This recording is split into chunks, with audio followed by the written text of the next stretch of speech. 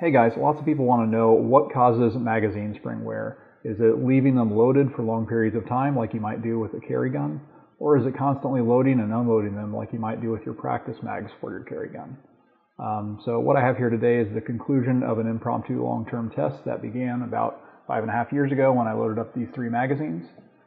Since then I've also loaded these magazines about 4 years ago. These are Glock 21 mags. And about 5 years ago, I loaded up this Ruger LC9 magazine and left it loaded. So you can note that I've got all these sort of marked according to how they were loaded. And you also note that the unloaded magazines actually have ammo in them. I put some regular ball ammo in them because I'm not confident that there isn't some sort of effect where when you load a magazine up and then unload it, that the spring doesn't take a while to relax to its fully uncompressed state. And what I'm going to do here today is unload these magazines, disassemble them, and measure the length of the magazine spring from tip to tip. So from left to right, we've got the M&P 9 mags over here. We've got 2 unloaded magazines that have been used continually at the range, just loaded and unloaded. I loaded these up just before I started these video to full capacity. 3 loaded M&P magazines, again, 5.5 years, sorry. 2 unloaded Glock magazines for Glock 21 and 45 ACP. These have also been continually loaded and unloaded for practice use. 2 loaded magazines for the same gun. You'll note this one says L-S, and that means that this one was loaded seated in the gun for most of its life. One of the M&P mags was for quite a while as well, but after a while I unloaded that gun and started keeping it unloaded because I started competing with it and I wanted to use it for dry fire, so I don't know which one of these magazines was the one that had the most time seated in the gun. Over here with the Ruger LC9, I've got 2 unloaded magazines that I use quite frequently to practice at the range. I'll take the carry magazine out and I will load up ball ammo in my 2 practice magazines and I'll practice with them. And then of course the loaded carry magazine that has the L-S indicating that it was loaded seated, which when you seat a magazine it compresses the round stack a little bit further than it would if you're just carrying a spare magazine in a pouch or something like that. So what I'm going to do now is unload all these magazines and disassemble them.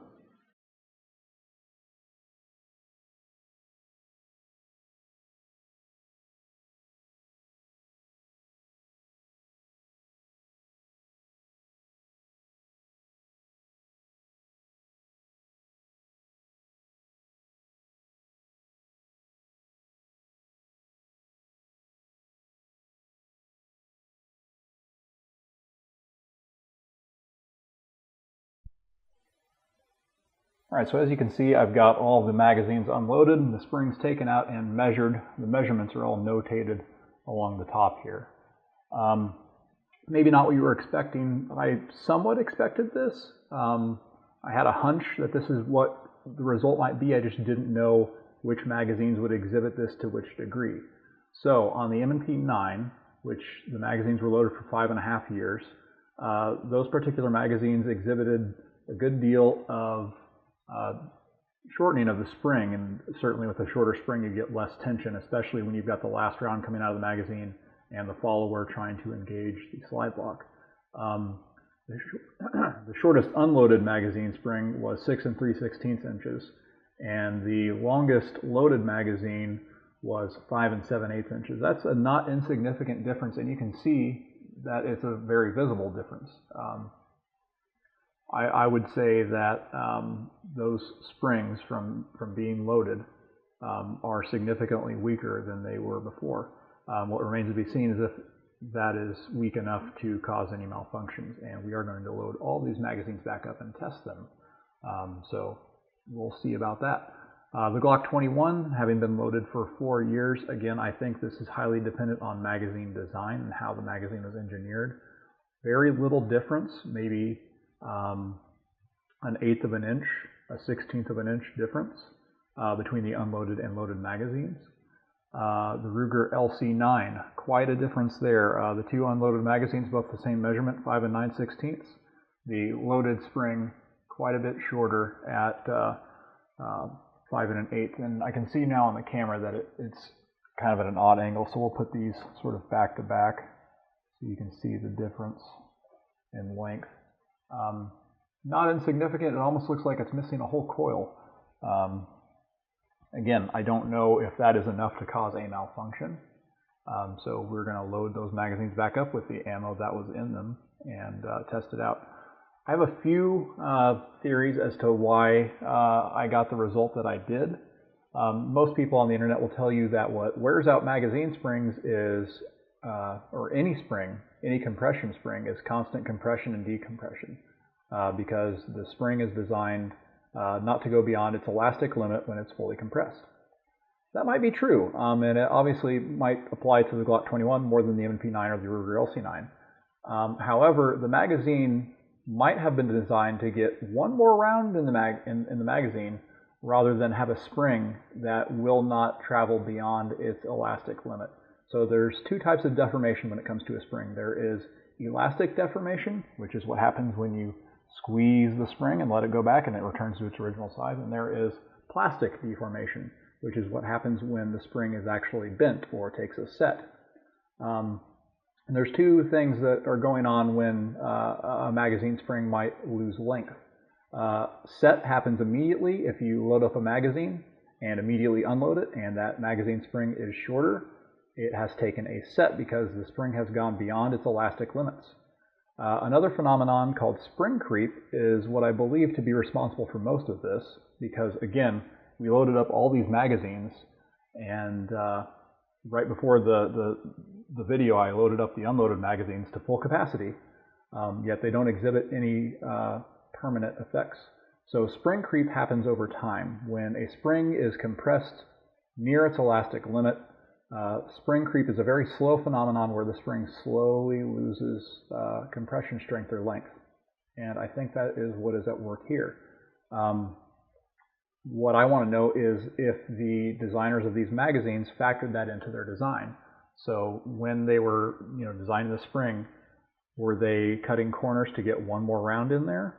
Or were they designing a spring that, yes, will exhibit some spring creep, maybe some plastic deformation as well, but will, over the long haul, work just fine? Most of the people that I've heard tell stories on the internet say something like, well, I found my dad's 1911 in a drawer. It's been loaded for 50 years, and I shot it, and it worked just fine. But that's not really a test with any sort of control, because they also didn't have an unloaded magazine sitting next to it that they compared to the loaded magazine. So whether there's a difference between a magazine that's been loaded for 50 years and a 1911 and one that hasn't from any particular 1911 magazine manufacturer, that still remains to be seen. I haven't seen anybody post any sort of test like that. But I think this test was fairly well controlled for how impromptu it was, because I just sort of said, hey, I've had these magazines loaded for a while. I think I'll leave them loaded, and I won't even use them for anything. I'll just keep them loaded with hollow points, and at some point down the road, I will test them out and see what happens. And I'm selling the MP9, so that means the test had to go down, and I couldn't wait for more subjects to be added to the test over time. So what you see is what you get. Sorry about that. So what we're going to do is take these magazines out to the range after we reassemble them and load them back up with the ammo that was in them, which has also been sitting in them for 4 to 5.5 years. And we're going to shoot all of that ammo and see if we get any malfunctions. I don't believe we will. If we do get any malfunction, it might be like a failure to lock back. And that's not a hugely significant malfunction in my mind, and it wouldn't,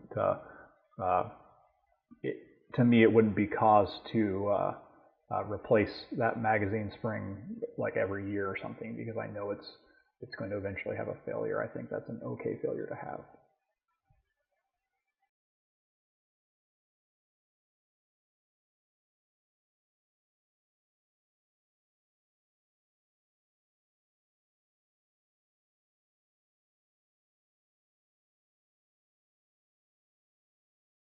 Alrighty, so we got all the loaded magazines loaded back up with their hollow points, and those hollow points are just as old again as the magazines are, and have been loaded into the gun the whole time, or sorry, loaded into the magazines the whole time. So we're going to take those to the range. We're going to test fire with the Glock and the Ruger. I actually have one extra round for those, the Barney round, because they were loaded to their maximum capacity, which is 13+1 for the Glock and 7+1 for the LC9. So we're going to test fire all those rounds and magazines and see what, if any, malfunctions we get.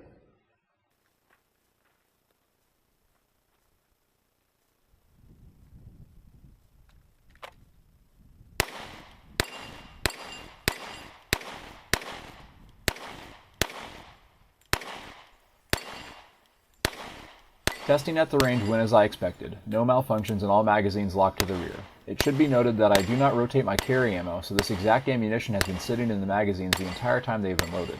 I am not overly concerned about dud ammo as a result of oil or moisture making its way into the primer or powder. I do not over-lubricate my firearms, and I certainly don't lubricate the magazines or the firing pin channel. I do sweat on my LC9 quite a bit since I've carried it literally every day, even in the summer when I'm working outside, for 5 years now, bar the odd trip to a state like Illinois. But I have not found excess moisture has made it into the magazine or chamber, so it hasn't been concerning. I also use quality ammunition, Winchester LE Ranger T-Series, in all 3 firearms. I would personally have no qualms running the M&P magazines just as they are, but because I'm selling the gun to a friend, I replaced the springs with fresh ones. I reloaded the LC9 with hollow points at the range in the same magazine and carried it home. I may do additional testing on that particular magazine in the future, but I expect no issues. If you like this video, please subscribe to my channel for future updates. If you found the content interesting, please share this video with your friends. Or do not, I am not a beggar.